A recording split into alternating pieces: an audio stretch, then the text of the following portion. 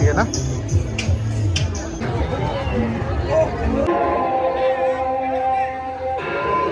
और ये है आकाश झूला, एक बड़ा ये रहा, दूसरा वो रहा और तीसरा वो रहा।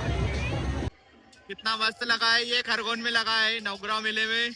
और इधर भी देख सकते हैं कितना शानदार मेला लगा है।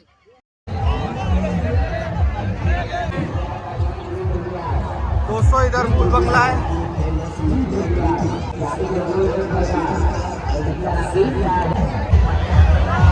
दोस्त ये भी आया है खरगोन में।